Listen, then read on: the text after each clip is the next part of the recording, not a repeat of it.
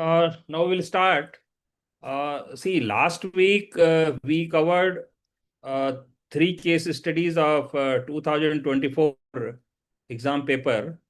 Now this week we will be covering the balance case studies. As you know, every year in part section B, 6 case studies come. Each case study for 20 marks and 250 words answer we have to write.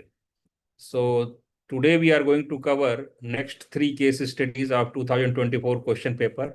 Now this video is for the students just to understand how they can write good answers for case studies, uh, because once you understand the constituents of good answers, you can yourself think and then try to write the answers in practice tests as well as in actual exam also. So now let us start with the case studies which we are going to cover today. Uh, as you know, last week, first three case studies, that is uh, 6th, 7th, 8th we covered. Sorry, 7th, 8th, 9th we covered.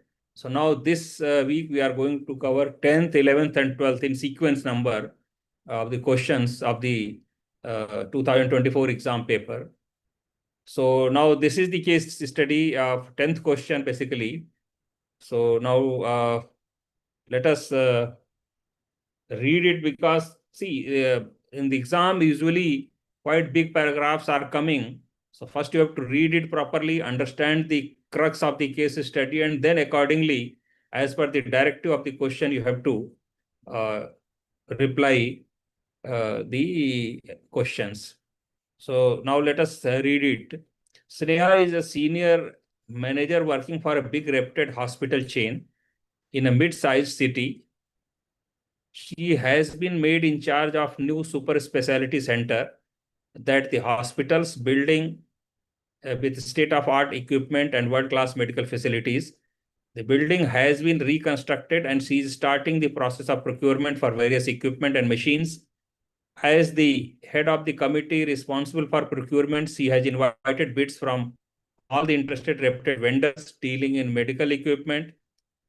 She notices that her brother, who is a well-known supplier in this domain, has also sent his expression of interest. Since the hospital is privately owned, it is not mandatory for her to select only the lower bidder. Also, she is aware that her brother's company has been facing some financial difficulties and a big supply order will help him recover. At the same time, allocating the contract to her brother might bring charges of favoritism against her and tarnish her image. The hospital management trusts her fully and would support any decision of hers. Now, there are three questions after this case study paragraphs has been asked. What should be the Sneha's course of action? Now, this is first question. Second is, how would she justify that she chooses to do? Third is, in this case, how is medical ethics compromised with vested personal interest? So basically, these three parts are the questions A, B, and C, and we have to answer it in about 250 words. So now let us try to understand what Sneha will do. Now, part A, course of action. Sneha must formally disclose the conflict of interest. Now, see, this is very important because she cannot continue with this tender. Even though it is a private tender, she should formally disclose the conflict of interest and recuse herself from the procurement process involving her brother's firm. Her continued participation would violate the principle of natural justice, especially nemo judex in causa sua, that is, no one shall be this is these are the Latin terms, nemo judex in causa sua, no one shall be, and it means no one shall be a judge in their own cause.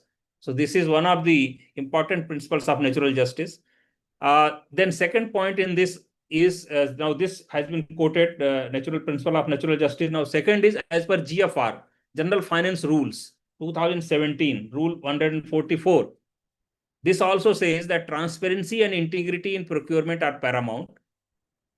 She should recommend that an independent evaluation committee be constituted to ensure a fair, competitive, and merit-based selection process.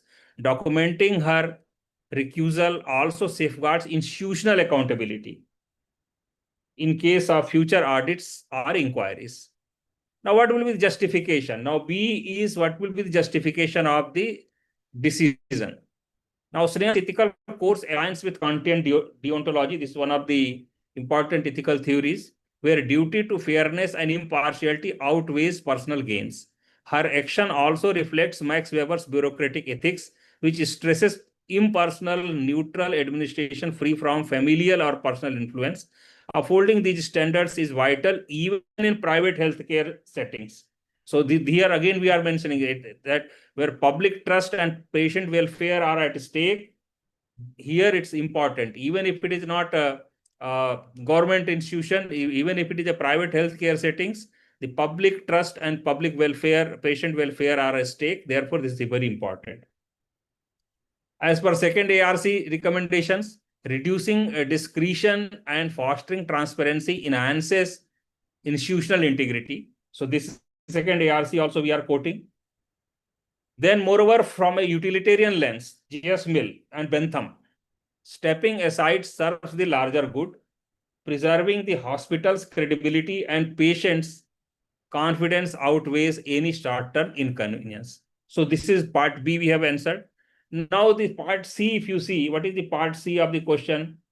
In this case, how is medical ethics compromised with vested personal interests? Now, let us try to answer with respect to medical ethics and personal interest. Awarding the contract to her brother's firm could breach the principles of biomedical ethics outlined by Beauchamp and Childress. These are two basically thinkers. They have come out with the principles of biomedical ethics, and these are non-maleficence, that is risking patients' safety by favoring potentially substandard equipment, and second is justice, undermining fair competition and equitable resource allocation.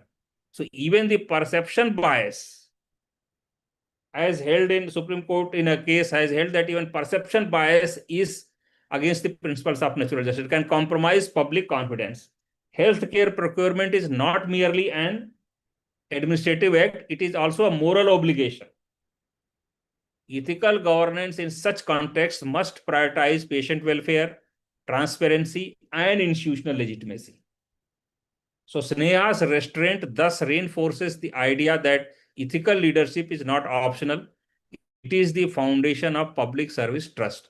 So basically, you understand, we have quoted a number of ethical theories. We have also quoted some principles of natural justice, then some cases from Supreme Court, and also the biomedical and medical ethics also has been appropriately quoted along with the names of the various thinkers and the concerned quotations, quotes, or other important terms and phrases which needs to be used in this kind of answering. Now we'll go to second one. Now let us see what is there in the second one. Now, with the summer heat being exceptionally severe this year, the district has been facing severe water shortage. Okay. The district collector has been mobilizing his subordinate officials to conserve the remaining water reserves for preventing the district from plunging into acute drinking water crisis. Along with an awareness campaign for conserving water, strict measures have been taken for stopping the overexploitation of groundwater.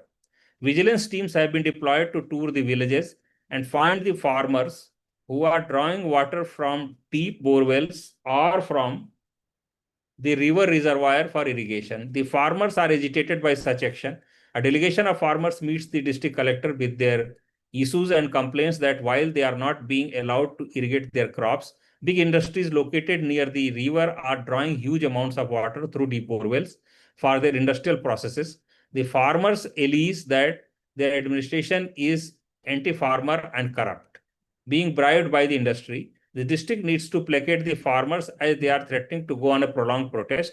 At the same time, district collector has to deal with water crisis. The industry cannot be closed as This would result a large number of workers being unemployed. So now what are the questions? A, B, C, let us see. Discuss all options available to district collector and district magistrate as a district magistrate. Second, what suitable actions can be taken in view of mutually compatible interest of stakeholders? Third, what are the potential administrative and ethical dilemmas for the district? So these are the basically three questions on this case study, and this needs to be answered by the candidate in 250 words for 20 marks. Now let us see what are the options available with district collector. First thing is maintain status quo, avoid intervention but risk deepening conflict, institution erosion, and judicial activism. So maintain status quo is one option which will result in all this. Second is proportional regulation, that is implement equitable water rationing across sectors, apply the public trust doctrine, that is MC Mehta versus Kamal Nath. In this case, Supreme Court has come out with a public trust doctrine that all natural resources are public trust. It's not that it's for one party only or one section only, which mandates that natural resources be used for public good. So this is proportional regulation he can do. Third is temporary curtailment of non-essential industry. He can also do this also. Prioritize essential services while mandating water efficiency measures and avoiding large-scale job losses. This also he can do. Fourth is scientific water audit. He should do. Commission the Central Groundwater Board or an academic institution to assess sector-wise uses and aquifer stress. Fifth is participatory water governance. He can convene Gram Sabhas, industrial associations, and environmental NGOs to create a just and locally acceptable allocation strategy. So basically, these 4 or 5 options are available before district collector. Now, what are the balanced ethical actions which he should take? Now, let us try to understand that. So first is right to water under Article 21, as affirmed in Subhash Kumar versus State of Bihar. So Supreme Court cases have been also quoted wherever required. It should be quoted. The right to a clean and adequate water supply is a part of right to life. Second is District Water Council constitute a multi-stakeholder body to advise on allocation, ensuring deliberative democracy in natural resource governance. Next is mandate corporate responsibility, require industries to recycle, harvest rainwater, and support community supply chains through CSR obligations. So these are various balanced and ethical actions he can immediately take. Then sustainable agriculture, promote drip and sprinkler irrigation under PMKSY, Pradhan Mantri Kisan Yojana, and NABARD convergence to reduce groundwater stress. Then transparency and accountability, create public dashboards, enforce RTI norms, and initiate third-party audits as per CBC guidelines.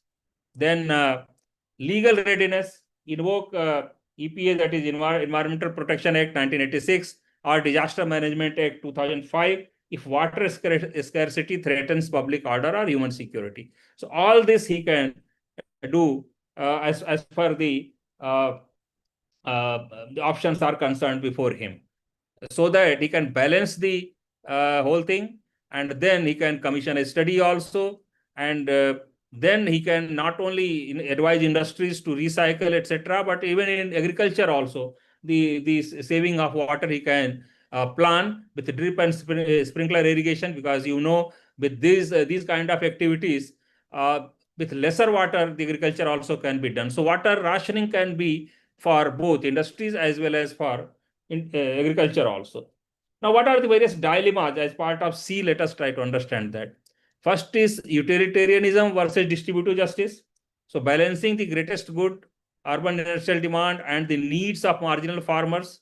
So this is straightway utilitarianism and distributive justice, realcy, and fairness both are contrasting to each other here, because on the one side numbers are there, on the other side the farmers are there, marginal farmers particularly, who need water for the agriculture. Next is procedural neutrality versus perception bias. So even a legally sound decision may appear biased without stakeholder inclusion. So he has to consult all the stakeholders, take their participative view, and then accordingly decide. So procedural neutrality versus perception bias, this is again another dilemma. Then immediate populism versus intergenerational ethics. So this is again short term versus long term, because wherever environmental issues are there, intergenerational issues do come. So appeasement could deplete aquifers, undermining sustainability, violating the Gandhian principle of trusteeship. This is again another point. Then law versus moral imperative. So acting strictly within the rules may not suffice. So here, human dignity or ecological balance is also at stake. So this is again a moral dilemma before him. And as Kidder has said, that most of the dilemmas are not between right uh, versus wrong, but right versus right. So both options will appear to right. So then he has to see which are legally as well as ethically correct. So that is the collector's decision has to be taken. Now the collector must act as a trustee of public resources. Now this in concluding we are writing, practicing Raj Dharma, which is from Kautilya, grounded in Gandhian ethics, that is and constitutional morality of Dr. Ambedkar, and Weberian rational legal authority, ensuring justice that is lawful, empathetic, and future conscious. So all these, because these are environmental cases where water, etc., are involved. So all these, even future intergenerational issues, and all these have to be covered. Now we'll go to next case study. So we'll read, because as I told earlier also, in usually now case studies are coming with larger paragraphs. So you have to spend some time in reading it carefully, and then try to understand what is the case study and what are the questions on that. And then accordingly, as per the directive of questions, you have to frame the answers. Now, the case study is Dr. Srinivasan is a senior scientist working for a reputed biotechnology company known for its cutting edge research in pharmaceuticals. Dr. Srinivasan is heading a research team working on a new drug aimed at treating a rapidly spreading variant of a new viral infectious disease. The disease has been rapidly spreading across the world, and the cases reported in the country are increasing. There is a huge pressure on Dr. Srinivasan's team to expedite the trials for the drug, as there is a significant market for it. And the company wants to get the first mover advantage in the market. During a team meeting, some senior team members suggest some shortcut for expediting the clinical trials for the drug and for getting the requisite approvals.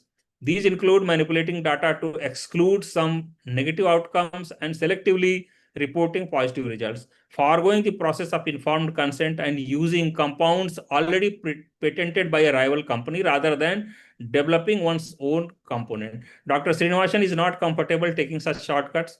At the same time, he realizes meeting the targets is impossible without using these means. Now, this is the paragraph. What are the questions? What would you do in such a situation? Second is examine your options and consequences in the light of the ethical questions involved. Third is how can data ethics and drug ethics save humanity at large in such a scenario? So these are the basically three parts of this question. And now let us see what can be the answer for these parts. Now, first is course of action. What should be the course of action which Dr. Srinivasan should take or you should take? So Dr. Srinivasan must categorically reject unethical proposals, because this is straightway, because there is no way he can accept that, such as data manipulation, informed consent violations, and infringement of patented compounds. So all the three violations which have been listed in the paragraph, he has to straightway reject. These actions violate core bioethical principles and statutory provisions also. He should escalate the issue to the Institutional Ethics Committee and explore legitimate alternatives like emergency use authorization under CDSCO guidelines. CDSCO is Central Drug Standards Control Organization. So these are central government organizations, and they have emergency use authorization guidelines. Ensuring trials are expedited without compromising scientific rigor, upholding Kautilya's Raj Dharma and the precautionary principle. His duty is not just to innovation, but to ethical public welfare also. So this is again very, very important. On the one hand, he is responsible to the organization for innovation and development. On the other hand, he is also responsible ethically to the public welfare also. As a scientific leader, he must model moral courage and institutional integrity. So now this is the course of action he should take. Now, what are the ethical options and consequences? Because B part, if you see, if you examine your options and consequences in the light of ethical questions involved. So what are the various options and ethical options and consequences involved? So now let us try to examine that. Now, first is adopt unethical shortcuts, because that is also an option. So what will happen then? What will be the consequences for that? Now, unethical shortcuts violates non-maleficence and justice. So this is given by the Beauchamp and Childress. They have advocated this theory. Now, it also violates Kantian deontology, duty over outcome, and it also violates section 18 to 27 of Drugs and Cosmetics Act 1940. So all the three legal violations and ethical violations are covered. And what will be the risks? Regulatory action. Anyway, if you are violating some legal this thing, regulatory action can take place. Reputational loss and health crisis, erosion of scientific credibility, and potential litigation. All these things are risked here. Health crisis have been written because substandard drugs will be in the market. And one example has been given, thalidomide disaster has happened. So similarly, if some standard drugs you push in the market, a lot of people will fall sick and some other problem will come up. Second is reject and report internally. Now, it upholds scientific integrity, constitutional morality, and the spirit of public trust in science. What will be the consequences? Consequences will be possible delays in approval, but it safeguards long-term institutional and public confidence. So this is his second option. What is third option? Third option is whistleblowing if internal remedies fail.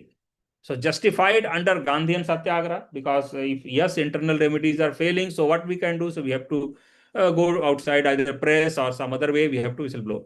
So Gandhian Satyagraha, ethical dissent, and UNESCO's declaration on bioethics. And it carries the professional risk. What will be the risks involved in whistleblowing? It carries professional risks because he may be sidelined, he may be removed, but serves as an ethical safety valve for democratic accountability in science. So these are various options and consequences also. Now let us see C part. What is C part of the question? How can data ethics and drug ethics save humanity at large in such a scenario? Now, this is C part of the question. Now, what will be the answer for C part? Role of data and drug ethics. Now, let us try to understand that. Data ethics, as articulated by Lucino Floridi, demands truthfulness, consent, transparency, and respect for informational dignity. So, these are the components of data ethics. Drug ethics involves balancing beneficence, autonomy, and justice. Now, these are the components of drug ethics. Especially critical in vulnerable contexts like pandemics. Historical failures like the Tuskegee's syphilis study or Pfizer's Trovan trials in Nigeria illustrate how ethical lapses, because these are various disasters which have happened, illustrate how ethical lapses devastate global trust. Scientific urgency must not eclipse ethical rigor. As pandemics test regulatory thresholds, ethics must remain the foundation, not an afterthought of public health governance. So now this completes in 250 words the answer for this third case study. So today we have covered the 3 case studies. So with today's class, we have covered all the 6 case studies of 2024. Now, next week, what I'm going to do is maybe I will take some case studies from 2023 question paper and a few case studies which are informed or which are in present context very important, some current affairs related case study, because 1 or 2 suggestions I got that some bureaucrats and officers are being manhandled by public or politicians. So what should be the action taken? And so such kind of case studies also I will try to include. So next week we will be having uh, those current affairs informed case studies, as well as the some case studies picked from 2023 question paper, actual question paper of civil service exam. So this is what I have to say today. Now, thank you for participating. We'll meet again next week. Thank you.